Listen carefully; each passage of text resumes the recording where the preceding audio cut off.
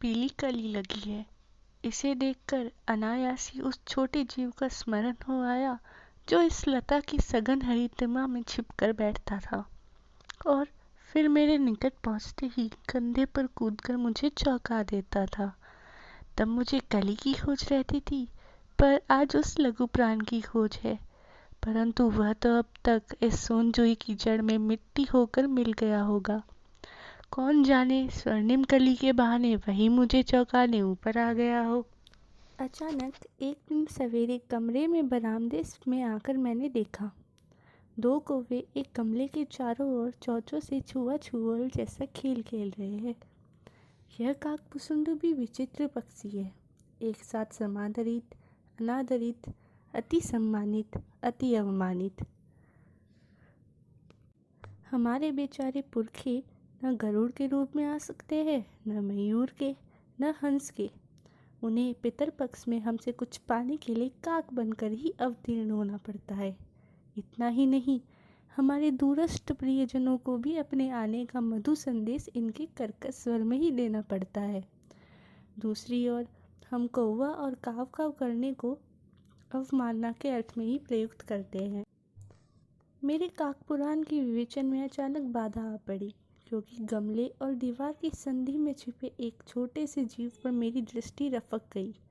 निकट जाकर देखा, गिलहरी का छोटा सा बच्चा है जो संभवतः घोंसले से गिर पड़ा है और अब कौवे जिसमें सुलभ आहार खोज रहे हैं। काकद्वय की चोंचों के 2 घाव उस लघु प्राण के लिए बहुत थे, अतः वह निश्चेत सा गमले से चिपटा पड़ा था। सबने कहा, कौवे की चोंच का घाव लगने के बाद यह बच नहीं सकता, अतः इसे ऐसे ही रहना दिए जाए। परंतु मन नहीं माना।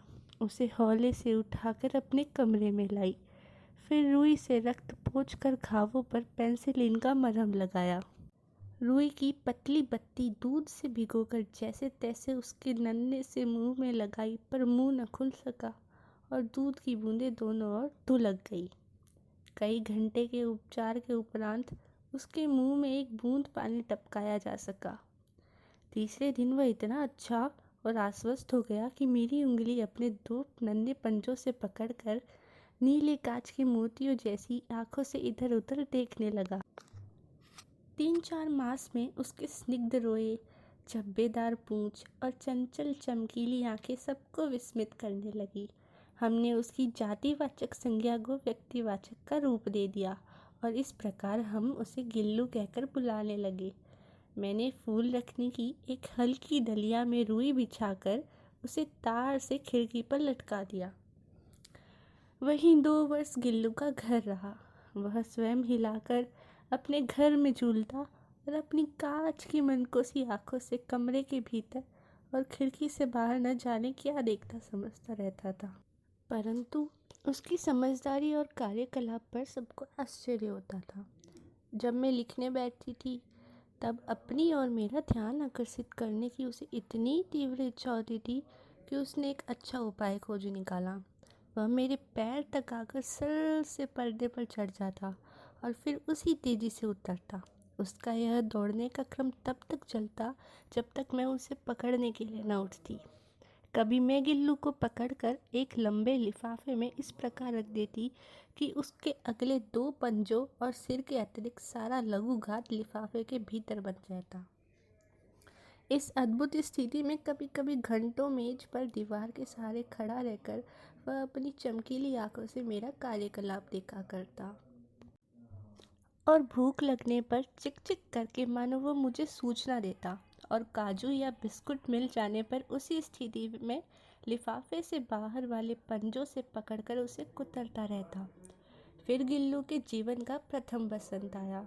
नीम चमेली की गंध मेरे कमरे में हौले हौले आने लगी। बाहर की गिलहरियाँ खिड़की की जाली के पास आकर चिक चिक करके न जाने क्या कहने लगी। गिल्लू को जाली के पास बैठकर अपने पन से बाहर झांकते देखकर मुझे लगा कि इसे मुक्त करना आवश्यक है। मैंने कीले निकालकर जाली का एक कोना खोल दिया और इस मार्ग से गिल्लू ने बाहर जाने पर सचमुच ही मुक्ति की सांस ली। इतने छोटे जीव को घर में पले कुत्ते बिल्लियों से बचाना भी एक समस्या ही थी। आवश्यक कागज पत्रों के कारण मेरे बाहर जाने पर कमरा बंद ही रहता है। मेरे कॉलेज से लौटने पर जैसे ही कमरा खोला गया और मैंने भीतर पैर रखा, वैसे ही गिल्लू अपनी जाली के द्वार से भीतर आकर मेरे पैर से सिर और सिर से पैर तक दौड़ लगाने लगा। तब से यह नित्य का क्रम हो गया। मेरे कमरे से बाहर जाने पर गिल्लू भी खिड़की की खुली जाली की राह बाहर चला जाता और दिन भर गिलहरियों के झुंड का नेता बन हर डाल पर उछलता कूदता रहता। और ठीक 4 बजे वह खिड़की से भीतर आकर अपने झूले में झूलने लगता। मुझे चौंकाने की इच्छा उसमें न जाने कब और कैसे उत्पन्न हो गई थी। कभी फूलदान के फूलों में छिप जाता, कभी पर्दे की चुन्नट में और कभी सोनजूही की पत्तियों में।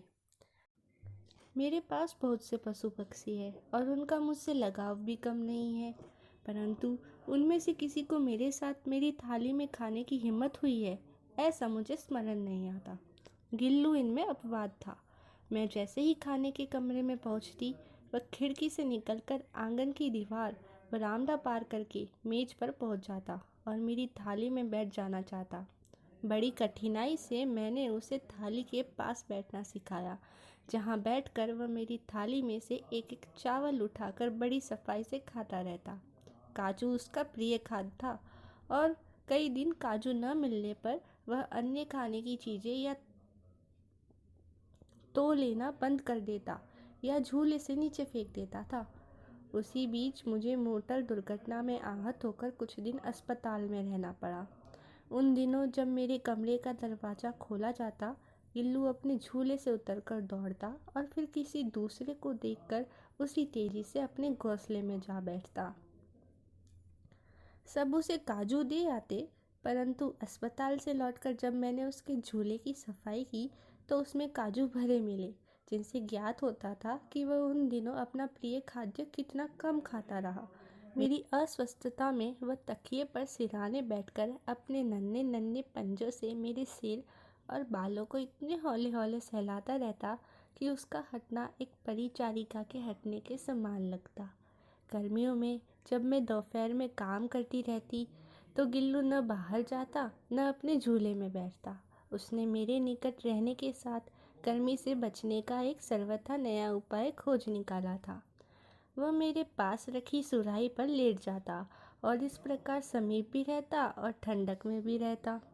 गिलहरियों के जीवन की अवधि 2 वर्ष से अधिक नहीं होती, अतः गिल्लू की जीवन यात्रा का अंत आ ही गया। दिन भर उसने न कुछ खाया न बाहर गया। रात में अंत की यातना में भी वह अपने झूले से उतरकर मेरे बिस्तर पर आया और ठंडे पंजों से मेरी वह उंगली पकड़कर हाथ से चिपक गया, जिसे उसने अपने बचपन की मरणासन स्थिति में पकड़ा था। पंजे इतने ठंडे हो रहे थे कि मैंने जागकर हीटर जलाया और उसे उष्णता देने का प्रयत्न किया, परंतु प्रभात की प्रथम किरण के स्पर्श के साथ ही वह किसी और जीवन में जागने के लिए सो गया। उसका झूला उतार कर रख दिया गया है और खिड़की की जाली बंद कर दी गई है, परंतु गिलहरियों की नई पीढ़ी जाली के उस पार चिकचिक करती ही रहती है और सोनजूही पर बसंत आता ही रहता है। सोनजूही की लता के नीचे गिल्लू को समाधि दी गई है, इसलिए भी कि उसे वह लता सबसे अधिक प्रिय थी और इसलिए भी कि उस लघु गाथ का किसी वासंती दिन जूही के पिताब छोटे फूल में खिल जाने का विश्वास मुझे संतोष देता है।